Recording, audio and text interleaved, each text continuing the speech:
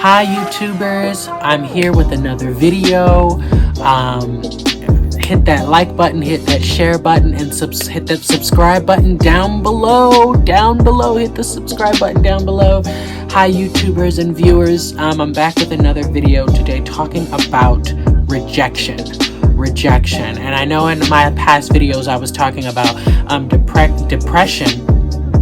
One of the side effects of depression is rejection. Rejection is a part of the hurt, and rejection is also a major part of depression. So today we're going to talk about what does constant rejection do to a person, what rejection feels like, and how do you get over rejection. Okay, so let us begin. What does constant rejection do to a person? Okay, what does that actually mean?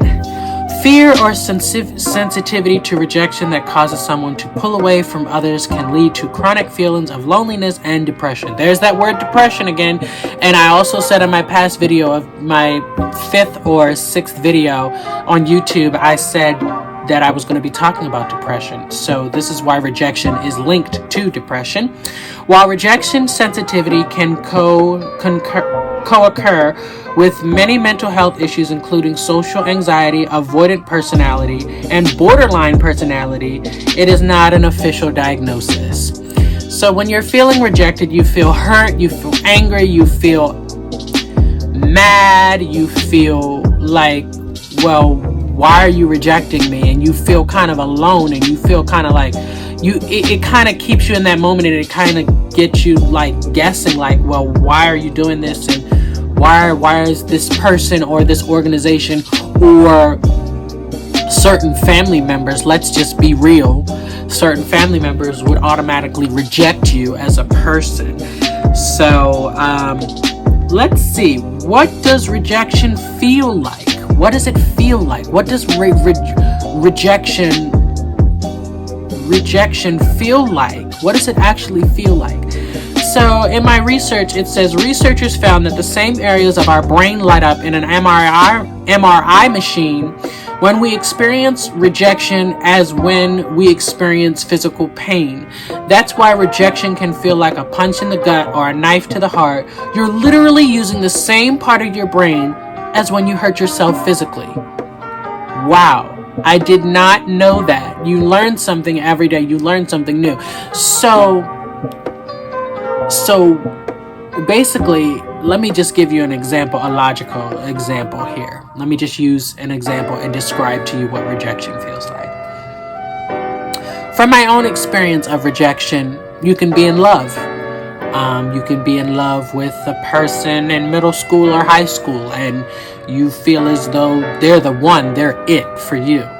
And you leave little hints, and you give them a chance to figure out what it is that they want out of that love and relationship.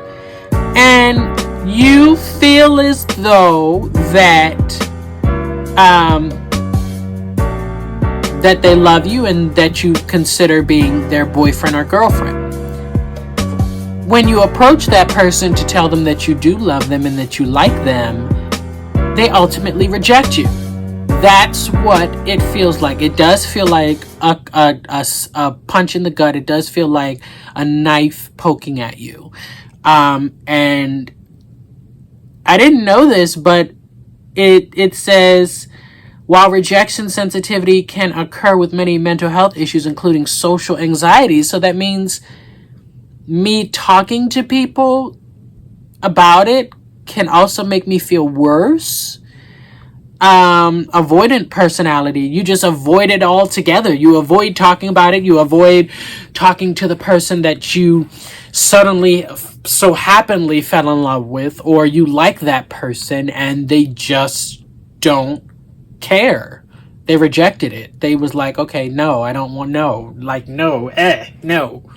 And basically you just said why. You want to know why they did that, and you want to know, what is it? My clothes? Do I smell? Do what? What is it that made you reject me? And a lot of people don't handle rejection well. A lot of people don't handle it well, and a lot of people can't take it. So let's look into the next question. Now that you're actually in that state of feeling the rejection, how do you get over it? What are the steps to get over it? Let's look and see, how do we get over rejection? So I have 9 things here that we can use to get over rejection. Okay, so I'm waiting for my laptop to pull up here my research and taking my notes. It says, take some time to process it instead of forcing a smile on your face. That's a big thing. It says, trying to force optimism or to move forward when you're still in an emotional turmoil or a bit shocked usually doesn't work well. It doesn't work well. When you're trying to play it off and you try to smile and be like, hey, oh my gosh.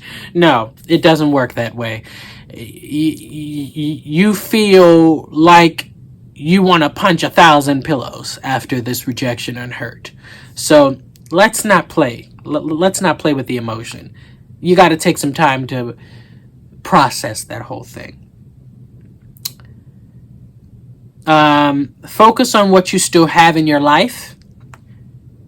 Take some time for the thoughts that arose, but don't get stuck in dwelling and dragging yourself down into the ocean of self-doubt and negativity. You don't want to do that. In my research, it says, shift your focus to what you actually still have in your life. The people, the passions, the hobbies that sometimes taken for granted, things like roof over your head or that you don't have to go hungry. And also tapping into your gratitude, like this helps me to put what happened into perspective and not to let it overwhelm me. I'm definitely not going to let it overwhelm me. I'm not going to let it kill me. If you rejected me, fine, good, thanks, move on. Don't let it overwhelm you. Don't let it kill you. Don't let it take you down at all. This is helping somebody today. Say no to your inner circle. No, sorry. Say no to your inner critic. When you faced rejection, it is easily start pummeling yourself and to drag yourself further down by listening to your inner critic. The inner critic is the voice that whispers or drones in your mind about how you're not attractive enough, not smart or witty enough, or perhaps that you're unsuccessful in life. So you want to be able to not bring attention to it and not listen to your inner critic, because your inner critic can also bring up feelings and emotions that you will regret, because obviously that's something that you don't want to listen to. Okay. When you notice this voice starting to pipe up in your mind, shut it down before it becomes a big snowfall of negative thoughts that you'll have a hard time stopping.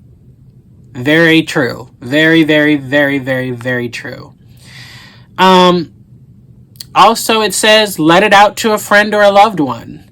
Letting it all out and talking it over with a friend, partner, or family member can help you to release your pent-up emotions and to start seeing the situation with clear and sober eyes. You want to get it out. You can't let it encumber in your heart. I know for me, from my personal experience, I let that type of stuff get the best of me, and I just need that friend to let it all out to and confess my heart to how I actually felt at that time when I came up to that person to say that I love you and they rejected me. So it's better to vent, to allow to start figuring out what happened and what you can do to move on from this. It also says, if you'd like, then your friend can offer some advice from his or her own life, or the two of you can figure out at least to start a plan on how you can move forward. So that's something that you can think. The next one, it says, don't think it's all about you. If it's easy to fall into the trap of thinking there's something wrong with you, or if you have an example, don't get a second date. But not everything is about you. The other person may have his or her own self-doubts, or things from the past he or she may have not moved on from yet. And that's so totally true. I can understand that too. Number 6, it says, be constructive and focus on what you can learn. As I mentioned above, not everything is about you, but if you get rejected, and getting rejected is just a part of life well lived, of a life where you go outside of your comfort zone. But at the same time, to be honest with yourself, to increase the chances of success and reduce the risk of rejection in the future. Remember, number 7, remember this is temporary, not permanent if you keep going. It's not something that's permanent. It's not something that'll stay with you. Okay? So it says, don't get subdued by the destructive thought of potentially self-fulfilling prophecy. Instead, remind yourself of these 2 things. Just because you got rejected today at a date or a job interview doesn't mean you'll get rejected in a similar situation next week, even if it may feel like that right now. Okay? The truth is that this is just a temporary situation and it doesn't last for the rest of your life. If you keep moving forward step by step, keep learning, it's always a process, and don't label yourself as a failure. And don't put the label on yourself. Okay? Number 8, it says strengthen your self-esteem. A self-esteem toolbox filled with helpful thoughts and habits and strategies won't make you invincible to rejection or any other negative situation, but it makes you stronger. It makes more things bounce off of you instead of dragging you deeper and deeper into depression, loneliness, angriness, scared, nervousness, whatever that feeling is or that emotion is that you have a problem with. Yeah, it could keep you down. Number 9, the last one, it says keep going. Process what's happened, learn for what you can, but don't let the rejection stop you for too long.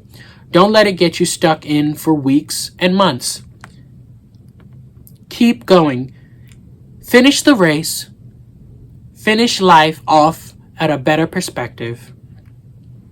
With a focus on what you still got in life that many in the world don't have, or what you can maybe do differently with your attention on your opinion of yourself and what actions you can to keep moving forward, even if it's just taking one small step at first.